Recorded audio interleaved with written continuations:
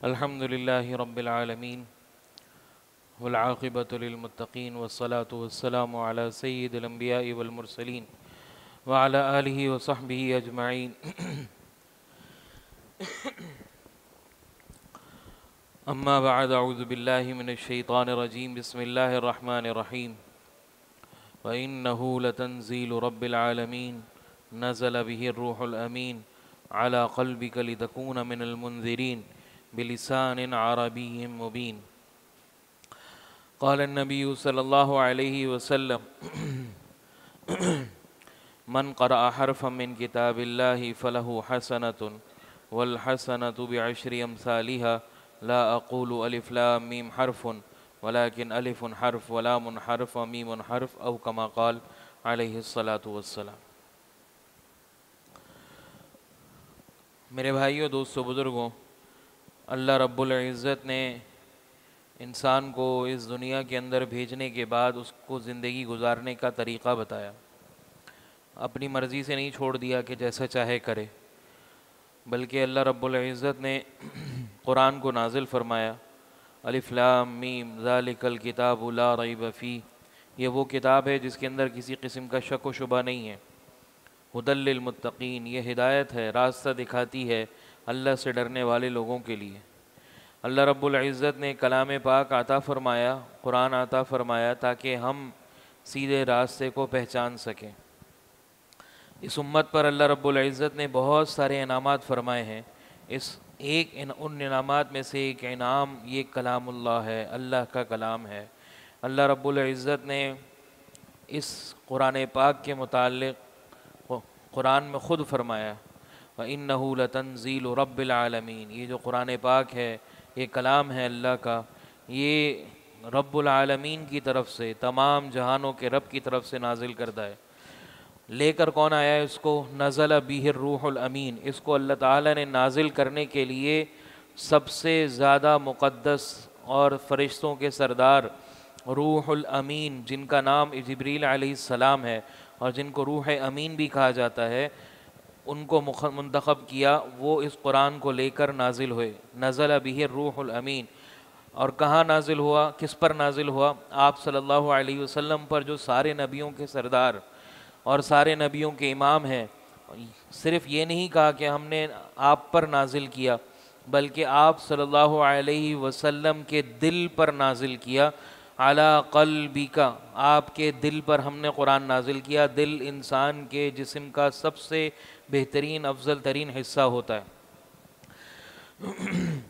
اور آپ صلی اللہ علیہ وسلم کے دل کو اللہ رب العزت نے 2 مرتبہ ساری دنیاوی چیزوں سے پاک کر کے زمزم کے پانی سے دھو کر واپس رکھا، نور اس کے اندر بھرا. اللہ رب العزت نے دنیا کے مقدس ترین دل پر قرآن کو نازل کرا. بلسان عربی مبین، سب سے زیادہ اللہ رب العزت نے جو زبان، افضل ترین زبان ہے اور فصیح ترین زبان ہے، اس کو چنا اپنے کلام کے لیے. اور اللہ رب العزت نے اس قرآن پاک کو سب سے افضل کلام بنایا. سب سے افضل ترین اس دنیا کے اندر جو چیز ہے، وہ جو دنیا کے اندر وہ قرآن ہے. اللہ رب العزت نے اپنی صفات میں انسان کو جو صفت عطا کی وہ کلام ہے، بولنا ہے، اور اللہ رب العزت نے اسی قرآن پاک کو نازل فرمایا. اللہ رب العزت نے اس قرآن پاک کے ذریعے انسان کو یا تو انسان اس قرآن پاک کے ذریعے یا تو ہدایت پر آ جاتا ہے، یا اس قرآن پاک کے ذریعے یا گمراہ ہو جاتا ہے. اللہ خود قرآن میں فرما رہے ہیں: یضل بہ کثیرا ویہدی بہ کثیرا. اس قرآن کی وجہ سے بہت سارے لوگ سیدھے راستے پر آ جاتے ہیں، اور اسی قرآن کی وجہ سے لوگ سیدھے راستے سے ہٹ جاتے ہیں. قرآن پر عمل کرنے پر، اس کی تلاوت کرنے پر، اس کو اپنے ساتھ رکھنے پر سیدھے راستے پر. قرآن کو چھوڑ دینے کی وجہ سے یا اپنی منطقی چلانے کی وجہ سے اس میں راستہ بدل جاتا ہے. آپ صلی اللہ علیہ وسلم نے فرمایا: ان ھذا الکتاب، یہ قرآن ایسا ہے، یرفع بھذا الکتاب اقواما، بہت سارے لوگوں کو اللہ رب العزت بلند مرتبہ کر دیتے ہیں اس کی وجہ سے. ویضع بہ الآخرین، اور اسی قرآن کی وجہ سے بہت سارے لوگوں کو پست کر دیتے ہیں. ایک روایت میں آتا ہے: ان القارئ یقرأ القرآن، جب پڑھنے والا قرآن کو پڑھتا ہے تو لوگ فرشتے رحمت کرتے ہیں. اور دوسرا پڑھنے والا اس کو پڑھتا ہے فَيَلْعَنُهُ الْقُرْآنُ، تو قرآن ہی اس کو لعنت کر رہا ہوتا ہے۔ تو میرے بھائیوں، اللہ رب العزت نے ایک بہت عظیم کتاب عطا فرمائی، انتہائی عظیم کتاب ہے۔ اللہ نے خود قرآن میں فرمایا فیہ تبیان لکل شیء، ہر مسئلے کا حل ہم نے اس کے اندر رکھا ہے۔ فیہ شفاء للناس، لوگوں کے لیے اللہ رب العزت نے اس میں شفا رکھی ہے۔ ایک حدیث میں آتا ہے، آپ صلی اللہ علیہ وسلم نے فرمایا ان القلوب لتصدع، دلوں کو زنگ لگ جاتا ہے، کما یصدع الحدید، جیسے کہ لوہے کو زنگ لگ جاتا ہے۔ وما جلاؤہا یا رسول اللہ، اب اس کو ہم صفائی کیسے کریں؟ دل کے اوپر جو زنگ آ گیا ہے اس کو ختم کیسے کریں؟ اس کا سیقل کیا ہے؟ آپ صلی اللہ علیہ وسلم نے فرمایا جلاؤہا ذکر اللہ و تلاوت القرآن، دلوں کو کی صفائی کے لیے ہے اللہ کا ذکر اور قرآن کی تلاوت۔ اللہ کا ذکر، قرآن کی تلاوت، اللہ کا ذکر اور قرآن کی تلاوت دونوں ایک ہی چیز ہے۔ افضل ترین ذکر قرآن کی تلاوت ہے۔ اور ایک حدیث میں اللہ نے خود قرآن میں فرمایا الا بذکر اللہ تطمئن القلوب، اللہ کے ذکر میں ہی دلوں کو اطمینان ہے۔ آج ہمارے پریشان دلوں کو ہم اس کے لیے بھاگتے پھرتے ہیں، کبھی کسی کے پاس کبھی کسی کے پاس، ہر آدمی اپنی سوچ کے حساب سے جاتا ہے۔ بعض لوگ جو ہے وہ سائیکیٹرسٹ کے پاس جاتے ہیں، بعض پڑھنے عاملوں کے پاس چلے جاتے ہیں، بعض کسی کے پاس چلے جاتے ہیں، بعض کسی کے پاس چلے جاتے ہیں۔ تو جس میں اللہ نے دل کا اطمینان رکھا ہے اس کی طرف کوئی جاتے ہی نہیں۔ اس کی طرف کیوں نہیں آتے؟ قرآن کی طرف۔ قیامت میں اللہ رب العزت آپ صلی اللہ علیہ وسلم کو بلائیں گے اور سوال کریں گے کہ آپ نے میرا پیغام پہنچایا ہے امت تک، کہ امت کیوں نہیں آئی؟ تو اللہ رب العزت نے قرآن میں 19ویں پارے میں فرمایا وقال الرسول یا ربی، اللہ رب العزت کو آپ صلی اللہ علیہ وسلم کیا وجہ بیان کریں گے؟ یہ ایک شکوہ ہے آپ صلی اللہ علیہ وسلم کا امت سے جو قیامت میں ہونے والا ہے، پہلے سے اللہ نے بتا دیا۔ وقال الرسول یا ربی، آپ صلی اللہ علیہ وسلم فرمائیں گے اے میرے رب، یا قوم ان قوم اتخذوا ھذا القرآن مہجورا، ان قوم، یہ میری جو قوم ہے، یہ امت ہے، اتخذوا ھذا القرآن مہجورا، اس نے قرآن کو چھوڑ دیا، اس لیے یہ حال ہو گیا۔ اسی لیے آپ صلی اللہ علیہ وسلم نے فرمایا اسی قرآن کی وجہ سے بہت بلند ہو جاتے ہیں لوگ، اور اسی قرآن کی وجہ سے پست ہو جاتے ہیں، چھوڑنے پر پست ہو جاتے ہیں اور اس کو پکڑ لینے پر آگے نکل جاتے ہیں۔ اللہ رب العزت نے یہ جو کلام پاک ہمیں عطا کیا ہے یہ معمولی چیز نہیں ہے۔ آپ صلی اللہ علیہ وسلم نے فرمایا من قرأ، اچھا عجیب بات ہے، ہر چیز کا جو آج اعتراضات نکلتے ہیں نا، اس کا جواب حدیث میں، قرآن میں کہیں نہ کہیں موجود ہوتا ہے۔ آج کل ایک نیا چیز بہت زیادہ ہے کہ جی قرآن کو بغیر سمجھے پڑھنے کا کیا فائدہ، یا حافظ بنانے کے لیے خالی رٹا لگانے کا کیا فائدہ؟ اس کا جواب آپ صلی اللہ علیہ وسلم نے دیا۔ ایک حدیث میں آتا ہے من قرأ حرفا من کتاب اللہ، جس نے قرآن کا ایک حرف پڑھا، فلہ حسنۃ، اس کے لیے ایک نیکی ہے، والحسنۃ بعشر امثالھا، اور ایک نیکی کا ثواب جو ہے وہ 10 نیکی کے برابر ہے۔ پھر آپ صلی اللہ علیہ وسلم نے ایک مثال دی، لا اقول الف لام میم حرف، میں یہ نہیں کہتا کہ الف لام میم ایک حرف ہے، ولیکن الف حرف ولام حرف ومیم حرف، الف علیحدہ حرف ہے، لام علیحدہ حرف ہے اور میم علیحدہ حرف ہے، یعنی الف لام میم کے پڑھنے پر 30 نیکیاں ہیں۔ اب سوال یہ ہے کہ اگر کسی آدمی کو الف لام میم کا مطلب پتہ ہوگا تو فائدہ ہوگا، اس کو نہیں پتہ ہوگا تو فائدہ نہیں ہوگا۔ اور الف لام میم یا حامیم عین سین قاف طٰ یاسین، جتنے بھی حروف مقطعات ہیں، اس کو حروف مقطعات کہتے ہیں قرآن میں، ان حروف مقطعات کے بارے میں تمام مفسرین یہ لکھتے ہیں واللہ اعلم بمرادہ، اللہ جانتا ہے اس کا معنی، ہم نہیں جانتے، کوئی نہیں جانتا اس کا معنی۔ تو ایسے لفظ کی مثال آپ صلی اللہ علیہ وسلم نے دی جس کا معنی کسی کو نہیں پتا، اور یہ سمجھا دیا کہ بغیر سمجھے الف لام میم، کوئی بھی کتنا بڑا بھی عالم ہو، مفسر ہو، محدث ہو، اس کا معنی کسی کو نہیں پتا، وہ بھی پڑھے گا تو اس کو الف لام میم پڑھنے پر 30 نیکی ملے گی، اور ایک امی آدمی، ایک عامی آدمی جس کو الف بھی نہیں پتہ قرآن کا، صرف قرآن پڑھنا جانتا ہے، وہ بھی پڑھے گا تو بھی اس کو 30 نیکی ملے گی۔ یہ پہلے بتا دیا آپ صلی اللہ علیہ وسلم نے کہ سمجھ کر پڑھو یا بغیر سمجھے پڑھو، نیکی ضرور ملے گی، اس کا فائدہ ضرور حاصل ہوگا۔ پھر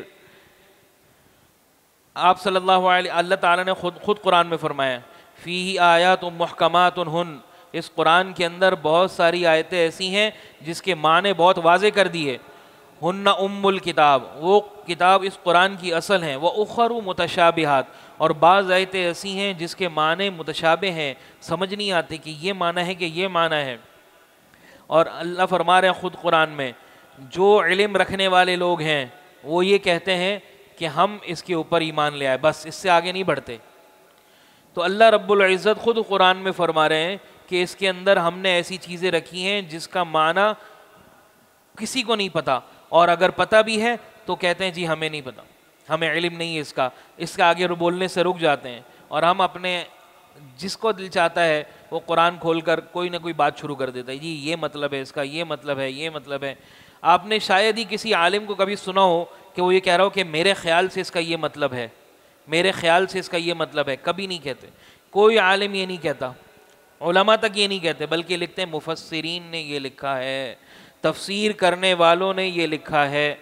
تو قرآن کو سمجھنا اتنا آسان اگر ہوتا، یا قرآن کو سمجھنا اتنا یہ ہوتا کہ ہر آدمی سمجھ لے، تو میرا سوال یہ ہے کہ غالب کی کتاب ہے، غالب کا دیوان ہے، علامہ اقبال کی کلیات ہیں، اس کو پڑھنے کے لیے تو ہمیں استاد کی ضرورت ہے۔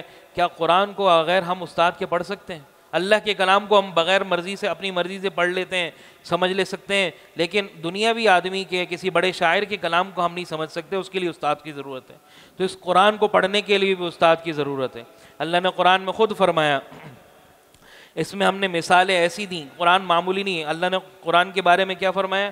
لو انزلنا هذا الكتاب لو انزلنا هذا القرآن على جبل لرأيته، اگر ہم اس کو پہاڑ پر نازل کرتے تو آپ دیکھتے خاشعا متصدعا من خشیت اللہ، یہ اللہ کے بوجھ سے اور قرآن کی عظمت سے یہ ریزہ ریزہ ہو جاتا۔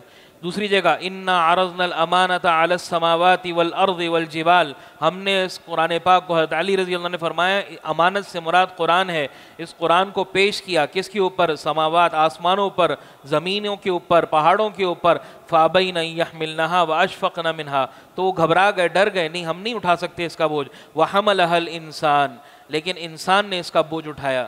تو یہ ایسی معمولی چیز نہیں ہے قرآن کہ ہر آدمی بولے جی میں اس کی تفسیر بیان کرنا شروع کر دوں گا، ہر آدمی آ کے جو ہے نا مفسر بن جائے۔ اللہ رب العزت نے اس قرآن پاک کو سمجھنے کے لیے علوم، صحابہ رضوان اللہ علیہم اجمعین میں سے بھی چند صحابہ تھے جو تفسیر بیان کرتے تھے۔ آپ نے ہر صحابی کو کسی کی تفسیر نہیں سنے ہوگی، عبداللہ بن عباس، عبداللہ بن عمر رضی اللہ عنہ، عبداللہ بن مسعود رضی اللہ عنہ، حضرت عائشہ رضی اللہ عنہ، اس کے علاوہ چند صحابہ ہی ایسے تھے جو کہ تفسیر بیان کر سکتے تھے۔ ایک چھوٹا سا واقعہ، ایک صحابی وہ عرب تھے، ان کے اوپر قرآن نازل ہوا، وہ قرآن کو کیسے نہیں سمجھے؟ اللہ رب العزت نے قرآن میں آپ صلی اللہ علیہ وسلم کے اصول، جو نبوت کے اصول ہیں، اس میں بیان فرمایا وَيُعَلِّمُهُمُ الْكِتَابَ، ان کو قرآن سکھاتے تھے، قرآن سکھانا پڑا ہے، قرآن خود بخود صحابہ کو سمجھ نہیں آ گیا۔ ایک صحابی آپ صلی اللہ علیہ وسلم، جب پہلے زمانے میں روزہ جو تھا وہ 24 گھنٹے کا تھا، اللہ رب العزت نے روزہ تھوڑی دیر کا 12 گھنٹے کا کر دیا، یعنی سورج غروب سے، صبح صادق سے لے کر سورج غروب ہونے تک۔ تو اللہ نے قرآن میں اس کو اس طرح بیان کیا کہ جب سفید دھاگا کالے دھاگے سے الگ ہو جائے، سفید دھاگا کالے دھاگے سے الگ ہو جائے، تو اس کا مطلب یہ ہے کہ جب آسمان پر صبح صادق کی سفید لکیر آ جائے اور اندھیرا اور سفیدی الگ الگ واضح نظر آنے لگے جو صبح صادق کی علامت ہے، تو روزہ بند کر دو، یعنی یہ افطار کا وقت، یہ سحری کا وقت ختم ہو گیا۔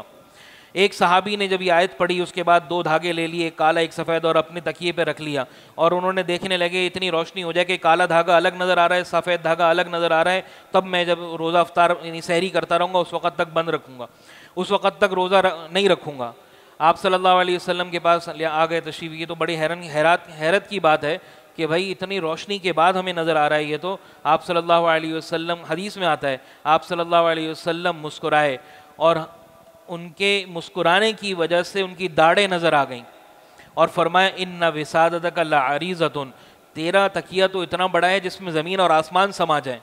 یہ بتایا ہے کہ اس سے مراد یہ دھاگے نہیں ہیں، اس سے مراد آسمان کے اوپر وہ دھاگے ہیں جو اللہ پیدا کرتا ہے صبح سادے کو ظاہر کرنے کے لیے۔ تو صحابہ رضوان اللہ علیہ مجمعین کو تو قرآن سمجھنے کے لیے آپ صلی اللہ علیہ وسلم کی ضرورت ہو، اور مجھے اور آپ کو قرآن سمجھنے کے لیے کسی کی ضرورت نہ ہو۔ اللہ قرآن میں فرما رہا ہے وَيُعَلِّمُهُمُ الْكِتَابَ، تو اس لیے قرآن سمجھنے کے لیے سب سے پہلا کام یہ ہے۔ اور ایک اور بات، مثال کے طور پہ کسی آدمی نے 300 مرتبہ 500 مرتبہ 100 دفعہ تفسیر پڑھ لی، ترجمہ پڑھ لیا، اس کے بعد جب قرآن کھول کے قرآن پڑھے گا تو کیا سمجھ آئے گا کیا لکھا ہوا ہے اس میں؟ پھر بھی نہیں سمجھ آئے گا۔ اس آیت میں کیا مطلب ہے، اس کے پس منظر کیا ہے، اس آیت کے اندر اللہ کیا بیان کر رہا ہے، جب تک کہ قرآن کے علوم نہیں آ جائے نہیں سمجھ آئے گا۔ تو یہ ایک فتنہ ہے کہ قرآن سمجھ کر پڑھو نہیں تو نہ پڑھو، قرآن پڑھنا ہے تو سمجھ کر پڑھ لو، اور قرآن بغیر سمجھے پڑھو گے تو کوئی فائدہ نہیں۔ بہت لوگ آج کل یہ بات کہہ رہے ہیں قرآن سے بغیر سمجھے پڑھو گے کوئی فائدہ نہیں، بالکل غلط ہے۔ اگر یہ ہوتا تو کیا سارے لوگوں کو عالم بننا پڑتا، سارے لوگوں کو عربی سیکھنی پڑتی، سارے لوگوں کو قرآن کے سارے علوم حاصل کرنے پڑتے؟ صحابہ رضوان اللہ علیہ مجمعین میں تو کوئی بغیر عالم ہوتا ہی نہیں۔ پھر صحابہ رضوان اللہ علیہ مجمعین ایک دوسرے سے تفسیر کا درس کیوں لیتے؟ حضرت ابن عباس رضی اللہ عنہ ہفتے میں ایک دن تفسیر کا درس رکھا کرتے تھے جمعرات کے دن، اور اس نے سارا مجمع سارے مدینہ والے جمع ہوتے تھے۔ پھر جب وہ کوفہ چلے گئے وہاں پر رکھا کرتے، تو کہ کیوں رکھتے تھے؟ سارے صحابہ تھے، سارے عربی بولنے والے تھے، ان کو تفسیر کا درس کرنے کی ضرورت ہی نہیں تھی، وہ تو ویسے ہی سمجھ آ جاتا سب کو۔ تو اس لیے اللہ رب العزت نے قرآن پاک ہمیں عطا کیا ہے، اس کی تلاوت کریں، یہ ہمارے اوپر حق ہے اس کا۔